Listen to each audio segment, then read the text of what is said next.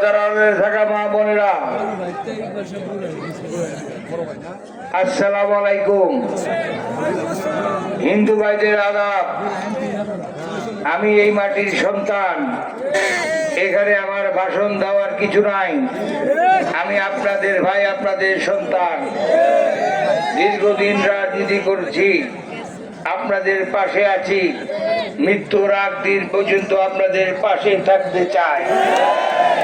কিন্তু ভাগ্যের নির্মম পরিহাস, দীর্ঘদিন আপনাদের পাশে থাকার পরও এইবার দল আমাকে মনোনয়ন দিয়েছে। আমি ঢাকায় আমার মা দেশনেত্রী বেগম খালেদিয়ার চিকিৎসার জন্য ঢাকায় অবস্থানরত অবস্থায় রাতের আধারে ভিন্ন দলের লোক নিজের বাবার দলকে পরিত্যাগ করে বিএনপিতে যোগদান করে আমার মার্কা চুরি করে নিয়ে গেছে। আজকে এই মার্কা চুরি হওয়ার কারণে আমার চোখে শুধু আর পানি আপনারা দেখেছেন। আপনারা আমাকে উৎসাহ দিয়েছেন, আপনারা আমার সাথে ওয়াদা করেছেন আমাকে ফেলে আপনারা যাবেন না।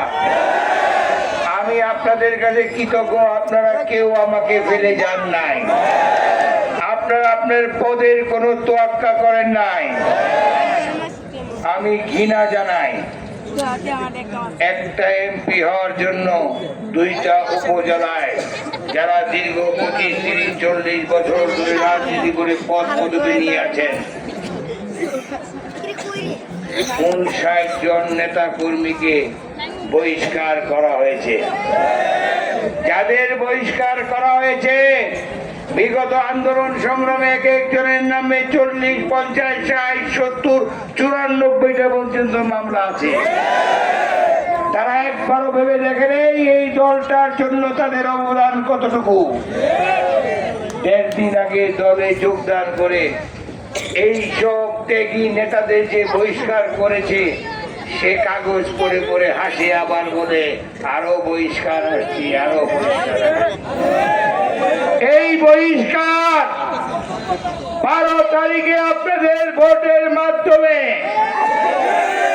পরিত্যাগ করে 13 তারিখ ইনশাল্লাহ আপনারা পাবেন পুরস্কার। একটা কথা মনে রাখবেন, একটা কথা মনে রাখতে হবে, আমাদের উপরে আল্লাহ একজন সৃষ্টিকর্তা আছে। আমরা ভিন্ন ভিন্ন দলের, ভিন্ন ধর্মের লোক হতে পারি, কিন্তু আমরা সবাই মানি সৃষ্টিকর্তা একজন, ঠিক কিনা? সৃষ্টিকর্তা যদি ঠিক থাকে, আল্লাহ যদি ঠিক থাকে, এই মাটিদের বিচার হবে ইনশাল্লাহ। এবং যারা আমাদের মার্কা চুরি করে নিয়ে গেছে, তারা কিন্তু বাজিতপুর নীতির উপর দিয়ে পালাবে না, তারা কুলিয়ার চর দিয়ে পালাতে হবে ইনশাল্লাহ। আর মাত্র 72 ঘন্টা বাকি। আপনার মার্কা চুরি হয়েছে, আপনার ব্যালট পেপার কিন্তু চুরি হয় নাই। ব্যালট পেপার কিন্তু পুলিশ, মিলিটারি, আইন প্রয়োগকারী সংস্থা এবং সরকার প্রত্যেক ভোট কেন্দ্রে নিয়ে বসে আছে। আপনার আমানত আপনার হাতে বুঝিয়ে দিবে। আপনার ব্যালট পেপার আপনি বুঝে নিয়ে আপনার সিল দিয়ে হাস মার্কা প্রতীকে মেরে তার বিচার করতে পারবে ইনশাল্লাহ। জয় আমাদের সুনিশ্চিত।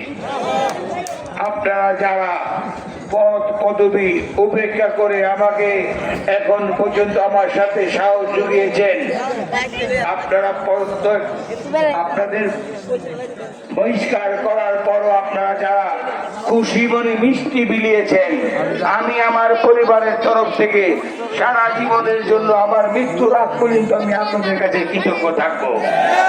আপনারা ওয়াদা দিয়ে ওয়াদা ভঙ্গ করেন নাই, তাই আমাকে মনে হচ্ছে আমি একজন নগণ্য কর্মী, কিন্তু আপনাদের উৎসাহ উদ্দীপনায় এখন মনে হচ্ছে আমি একটা সিংহ পুরুষ। আপনারা যদি ভোট দিয়ে আমাকে সংসদে পাঠান, বাজিতপুরে যত সমস্যা আছে আমি সংসদে আপনাদের জন্য কথা বলবো। আপনারা গর্বিত হবেন।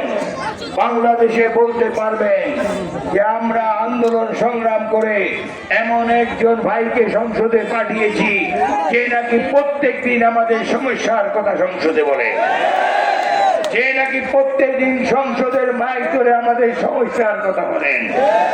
আমাদের এলাকায় রাস্তা নাই, ঘাট নাই, আমাদের সমস্যায় আমরা জর্জরিত।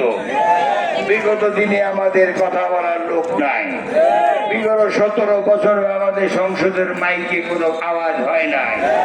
সংসদের মাইকে আওয়াজ না করতে করতে এই বাজিতপুর নিকলি সংসদে আসলে 5-এর পড়ে গেছে, আজান পড়ে গেছে। সকলের কাছে আমি দোয়া প্রার্থী, বাড়িতে গিয়ে আল্লাহর হস্তে আমার জন্য ভোট চাবেন। আপনারা মা বোনকে বলবেন 12 তারিখ পাহারা দিয়ে সবাই ভোট দিবেন। সকলকে ধন্যবাদ। আসসালামু আলাইকুম।